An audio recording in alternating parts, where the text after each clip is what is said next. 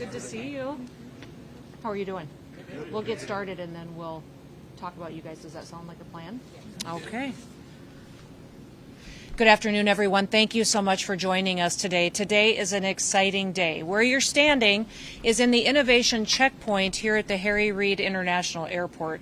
And this is a place that we have partnered with different industries, different companies, also with the Clark County Department of Aviation, TSA, and our federal security offices to advance and promote new technologies for screening at our security checkpoints at airports across the country and across the world, but also to make sure that we're practicing new training techniques and new ways that we can keep people safe while they travel around the world.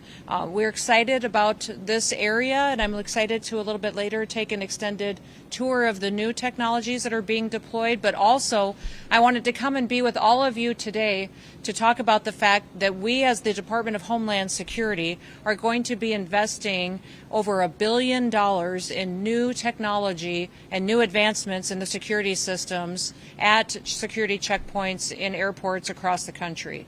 That is the biggest investment that we've seen in screening technologies in years, in over a decade, and we know that it is our responsibility not just to keep travelers safe, but also to make sure that we're getting them to their locations and to their destinations safely, on time, and efficiently, and also in a manner that can be pleasant and can be an enjoyable experience for them and for their families. I know we just all went through a long shutdown from the federal government, 43 days. It was the longest government shutdown that we've seen in the history of this country, and it was devastating for so many people. We were amazed by the ability of our security checkpoints and our transportation security officers to still continue to show up and do their jobs and do it with excellence, but they also did it without pay. In fact, the people that you see standing behind me, while they would not tell their story themselves, I'm going to tell you their stories today. Many of them struggled through that government shutdown. Many of them, while the politicians were in D.C. posturing and trying to win political points to advantage themselves, these individuals were still showing up for work every day. They were doing it while they didn't have a paycheck. They couldn't pay their bills. They couldn't put food on the table for their families, but they also did it with a smile on their face. I'm so proud of all of these folks that are standing behind me. There are only a handful of many across the country that we can point to as examples, and I want to take the opportunity to do that today, to tell their stories about what they did that can bring so much light and hope to people across the country as to what we want to make sure that we're facilitating into the future as far as hospitality and as part of being an American, serving other people and doing so with grace and with a joy, recognizing that their work has purpose. Today I'm announcing that I'm going to be giving the individuals behind me and many other TSOs across the country bonus checks for doing their job with excellence. This means that they not only showed up and filled their shifts while the government shutdown was ongoing, many of them took on extra shifts and covered responsibilities for individuals who didn't come to work. They also went above and beyond to serve other people in their community or to help their fellow employees get through a difficult time. Many of them helped share expenses with other people that were struggling, and then went above and beyond to support individuals who maybe had other burdens and crises at home during that government shutdown with no paychecks coming into their bank accounts. 4 individuals I want to highlight for you today before we hand out checks to everybody behind me. One of them is Angela. Angela Stevens is a transportation security supervisor. Where is Angela at? There you are. Come on up here beside me. I want to talk about Angela because while she has been, how long have you worked at TSA? 8 years. 8 years. Angela was someone who showed up every single day for her work, was willing to put in extra time, but also during the government shutdown, her vehicle broke down, and I'm sure that impaired your ability to get to work. Most definitely. Most definitely. Do you want to share anything with anybody today about your experience? Sure. I did a lot of Ubering into work during the shutdown until I was able to get my vehicle repaired. Yeah. So, yeah. Yeah. So while her vehicle was broke down, she still continued to show up. Actually, extra expenses were incurred to do that, and continued to make sure that the security of people across this country was a priority for her, recognizing the importance of her job. So thank you for that. I will wait to give you your check when we go through the line, but thank you, Angela. Also with us, we have Michael Armstrong. Hi, Michael. How are you? Come on up here. Michael's a sole provider at home, and I know that he has an important story to tell about a struggle that he and his family dealt with during the shutdown. Do you want to share a little bit about what it was like to go without a paycheck and maybe how your father struggled? Sure, yeah. My father is going through some medical issues right now that they're not even really sure how to fully help him at the moment. He had to go out to Macomb and get special treatment out there because they have a specialized branch out there that is going over his treatments. So yeah, it's been an interesting moment to deal with that, but also help out and make sure that everybody here is safe and well protected, and they know that we're taking care of them. Thank you, Michael. Thank you for doing that. And I think Michael's story and his testimony is a little bit recognizing the human side of what happens when people don't get paychecks, that their family situations don't change. They still have things at home that need to be dealt with and people that need to be cared for. And Definitely. We appreciate you going above and beyond to still continue to show up and do your job even while your father has been ill. We'll pray for him and keep him in our prayers. Thank you very much. Thank you, Michael. I Thank you. appreciate that. We also have Monica with us, and I know Monica Degro. Yes, come on up, Monica. Monica, tell us a little bit about the last month or so without a paycheck and anything that you wish we could learn from. Well, in the last month in the paycheck, the struggle I had was attending school. I was able to get into my externship, so now I'm at a clinic, and I'm doing that while working. So it's definitely getting uphill, Yes. It's going through. Thank you. And Monica, I think that you share expenses with your mother. Yes, And I so do. when you don't get your paycheck, obviously covering her expenses and the responsibilities for that is a struggle as well. And taking classes and Yes. that financial commitment as well while you do your job. Thank you so much for serving Thank you. us so well. We appreciate it. All right, I'll give you an envelope in a little bit. And the last one I want to highlight today is James. James is with us somewhere. Come on up, James. James, tell us a little bit about yourself and your family, and then I want to point out something special about your situation. I've been with TSA for 4 years. I was a business owner before this for 15 years, and just decided to make a switch. And it's been a different challenge going through the shutdown. This was the first one I had to go through, and it was rough. It was I went through my savings account and racked up some expenses. One of the things that, James, I learned about you is that you're a lead transportation security officer. Mm-hmm. James is also, I believe, the sole provider in your home. Is that, or your wife works? Your Yes. wife works, but you had to rely on her paycheck. Yes. And then paying the bills was difficult, had to defer some car payments, exhausted your savings. But the one Yes. thing that James did is when he given the opportunity to go to the food pantry and get some resources to help take care of his family, he chose not to do that. Yes. Instead, he chose to leave those resources there for other people that he felt might be in more need than need. him, and make sure he did that and figured out a different way to care for his family. Yes, And that's correct. constant, even though at the time of trying to make ends meet at home, he was thinking about other people. And I appreciate your sacrifice, and I also appreciate your service to Thank you. keeping people safe while they travel. Thank you. So thank you, very James. much. I appreciate that. Thank you. You know, Booker T. Washington had a quote and said something at one time that I think exemplifies what it means to serve people and what it means to step up in a time like we just saw during this last government shutdown and continue to do your job and to take care of other people. What he said is, those who are the happiest are those who do the most for other people.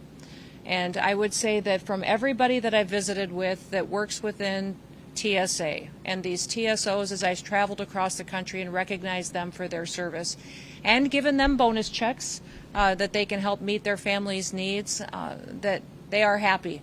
And they're happy because they recognize the mission for which they serve, that they committed to an agency and to a department which recognizes the importance of safety and security and the threat that we face constantly on the national stage from people who would wish to do us harm, that when they show up and do their job, they're facilitating people getting back and forth and doing their jobs and reaching their destinations in a way that they can enjoy it and that they know their security is top of mind. So I want to thank you all for your service. Thank you for continuing to be examples that we can point to our kids and our grandkids of who they would like to grow up to be and the kind of people that they would be, and recognizing the important work that you do. So with that, let's hand out some checks. Should we? Now, I will say, this is a document that verifies that it will be direct deposited into your accounts, okay? All right, so I will call your names. Mikola? Did I say it correctly? Kevin? Ethan? Joseph?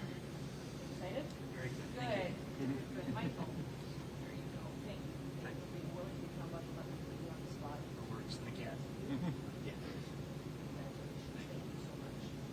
Greg? Thank you, Greg. Appreciate it. Pete? Did I say it correctly? Yes. Good, wonderful. James? Yes. There you go. Thank you. so much. Appreciate it. Thank you. And Angela? Oh, thank you. Appreciate you. Ahmed? Thank you so much. Thank you so much for being here. Sandra? Stay safe. Good. Thank you. Vince? Yes. Thank you. We appreciate you. Appreciate you, Monica. Thank you so much. Give your mom a hug for me. Timothy? Yes. Do I call you Timothy or Tim? Tim's fine. All right, sounds good. Dina? Thank you. Yes, thank you. Absolutely. Maurice? Thank you so much. Thank you. Appreciate it. And Maria? Thank you so much for all you do. Steve? Yes. Thank you, sir. Appreciate it. Gloria? Thank you for all that you do. Appreciate it. Kevin? Thank you. Appreciate it. Christine? Did I say it correct? Wonderful. Spelled beautifully. Rose? So, and Troy? Thank you. Thank you so much. Thank you. Thank you.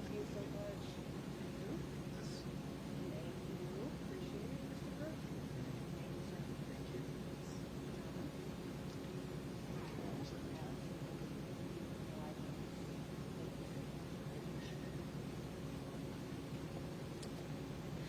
And again, I want to thank all these individuals behind me. They're not all.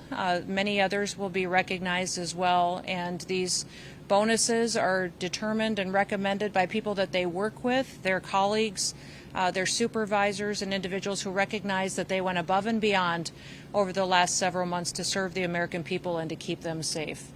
We're excited about not just investing in our people, but also in investing in the new technologies that TSA needs in order to keep people safe at our security checkpoints. We're so grateful that we had the chance to be here at this innovation lab to announce the over $1 billion that will be invested into security checkpoints and technology and equipment to be deployed in the coming months to keep our travelers safe.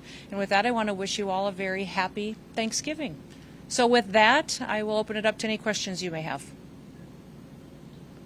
Secretary Noem, Yes. Honors Leaders at CBS News. Talk Yes. to us about how quickly this will be rolled out and what kind of technology we're talking about. Will it speed up the process here for folks to get through the lines? Yes, so the new technology will include not only X-ray technology to scan carry-on bags, also checked bags, but also the physical technology that it takes to scan individuals. You've all seen the ATS systems and the scanning technologies. All of those will be implemented, as well as more training into our officers. We're grateful that we have people who are experts at not only taking care of individuals to get them through the equipment and the scanning processes, but also that they help know what to detect, what to look for, what suspicious activity may be, and we recognize that our greatest resource is our people. One of the most effective things that we can do at security checkpoints is deploy K-9 units as well. And so we will be training and facilitating more K-9 units. We've already done that over the last several months. 5 to 6 months since I've been secretary, and recognizing how valuable that is at our screening checkpoints, but getting more of those deployed will be incredibly important to make sure that we can efficiently screen people and make sure that we keep our travelers safe. And ahead of the holiday travel season, Secretary Duffy called for travelers to have civility and manners. Yes. What's your message to holiday travelers?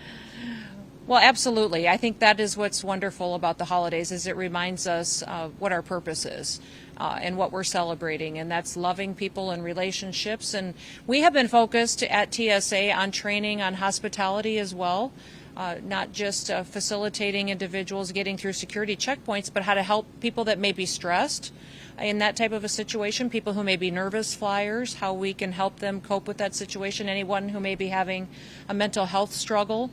All of those are situations which our security officers face every single day, is helping individuals feel much more comfortable while we make sure that we're also getting them screened into their flights on time.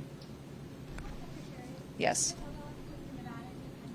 I was wondering if you're happy with the state's collaboration with DHS on immigration enforcement, and if you think there's any areas of improvement. I am. The question is about if we're happy with our partnership with the state on immigration enforcement. And we've had great collaboration with the governor, but also with local sheriffs. Nevada has partnered with us in a program called 287G, which is an incredible program that authorizes local law enforcement to go out and to do criminal activity and enforcement that they typically do, but also do immigration enforcement in partnership with our federal agencies. So the fact that all of the individuals and officers across the state are partnering with us to make sure we're getting criminal, violent, illegal aliens off of our streets, brought to justice, and deported out of our country if it's appropriate is incredibly important to the American people. So again, we're focused on the worst of the worst, going after those individuals that have committed crimes against the American people,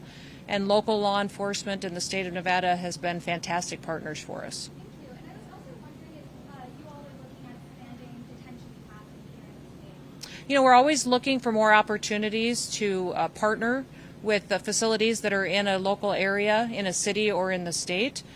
We have some conversations that are ongoing, but I can't speak directly to details that are being finalized at this time. Mm-hmm. Yeah.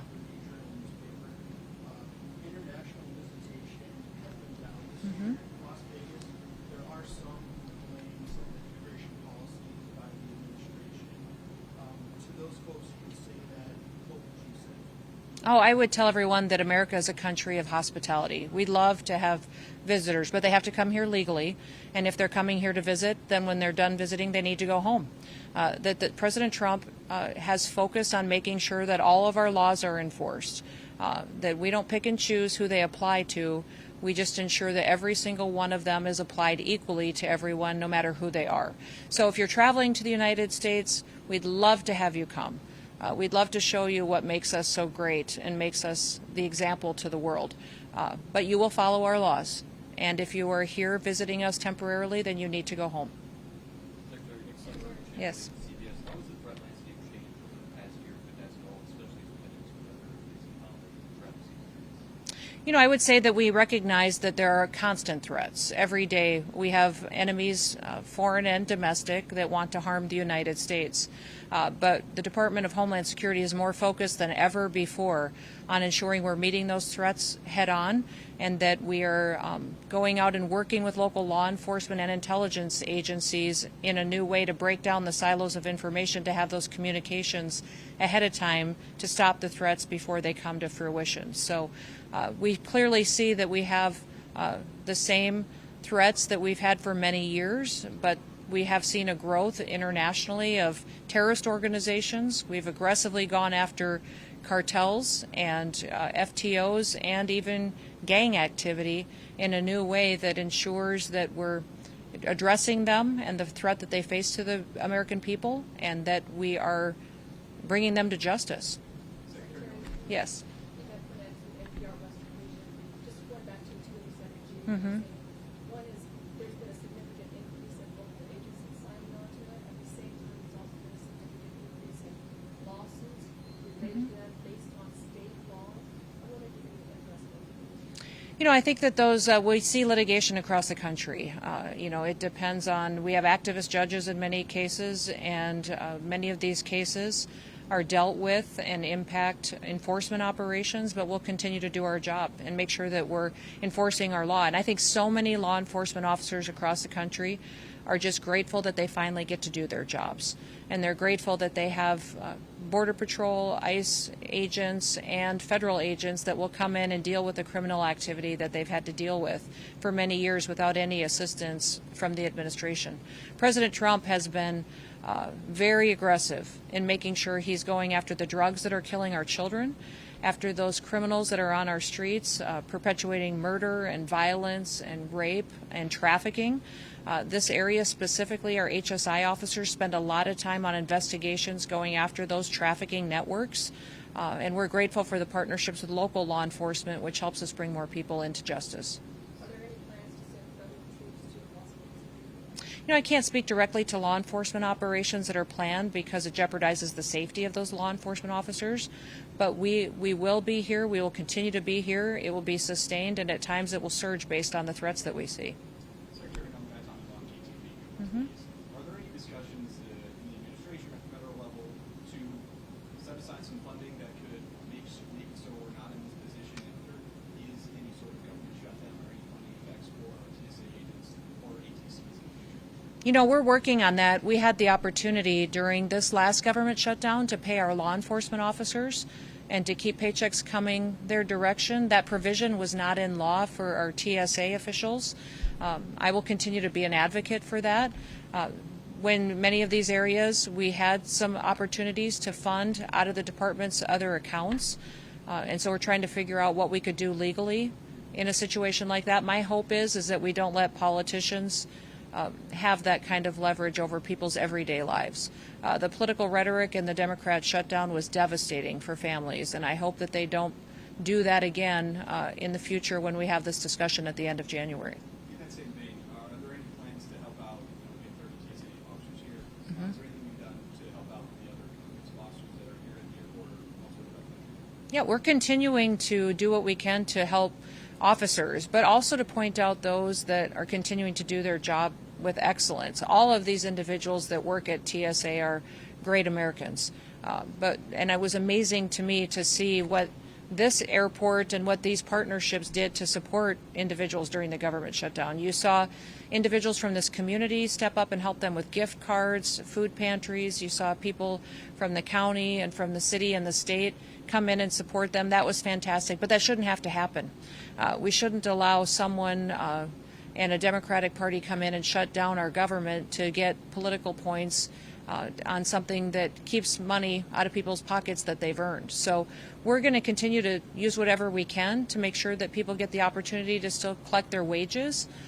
And I'll look for all latitude that I have within the Department of Homeland Security to do so. Last question. Good. Yep. We'll go here and then here real quick. Hi, hello. My name is America. I'm from Innovation. I just have one question. Yes. What is ICE doing to protect pregnant women in detention centers? Well, everyone that is detained is given full medical care, whatever they would need as far as keeping them safe and healthy until it's time for them to return back home to their home country. If someone's here illegally, they will be detained. What I would like to remind everybody is they also have the opportunity to go home voluntarily. And if individuals are here in this country illegally, we will give them $1,000. We will buy their plane ticket, and they can go home today and then have the opportunity to come back to the United States the right way. If they wait until they are detained, they will be deported, and then they'll never get the chance to come back to this country. Thank you. Yes. Doing this in innovation, is this the first airport where these efforts are implemented? Yes, this airport is a wonderful facility for us to test new technology, and this security checkpoint right here is called our Innovation Center, which means this is where we typically deploy new technologies, new screening processes, new x-ray systems to see as to their efficacy, to how they work as far as detecting new threats or giving us higher rates of detection, and then where we can train individuals as well. So this is one of our premier locations for advancing that kind of investment into our security operations, and we're hoping that we can continue to expand on it. So thank you, everybody. I would just like to encourage everybody to thank someone around you, spend time with them, travel safe, and have a very happy Thanksgiving. Thank you. Thank you, everybody. Thank you. We have a long time. Didn't we?